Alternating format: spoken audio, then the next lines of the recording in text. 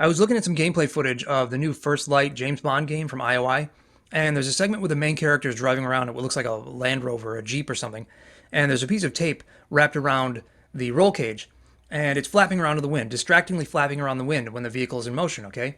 And when it comes to a stop, you expect the tape falls flat, perpendicular to the ground, and it does. However, it clips through the roll cage bar.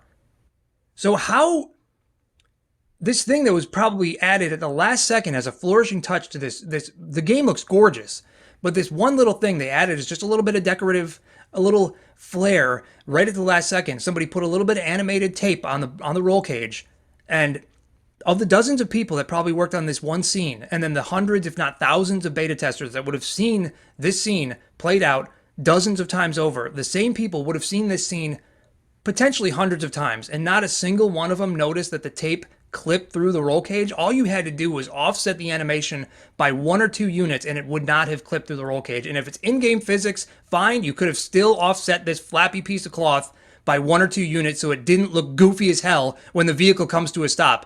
This is exactly why I have no empathy for people who claim they don't get the credit they deserve for the video games they're developing. When you can't even playtest and review what you've created. You are supposed to be an artist. You are expected to have the highest degree of scrutiny of your own work, and you put this out there, and if I'm just a loser on YouTube, okay, but I can see something like this, and I can think, this is somebody, whoever made this animation and whoever adapted it for this scene clearly does not have enough passion for their work to make it as clean and as crisp and as good as it could have possibly been.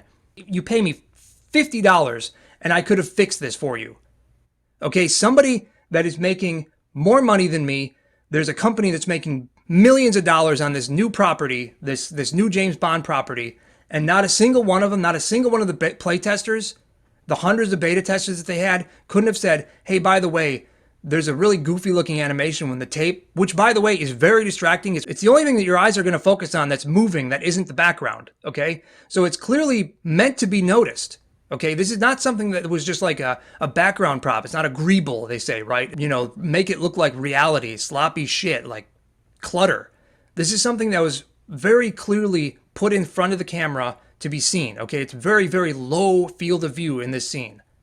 And it's right in your face. And when it comes to a stop, it clips right through the roll cage. And I want somebody to answer. I want somebody to tell me how the hell this was overlooked. I just want to know. I really want to know.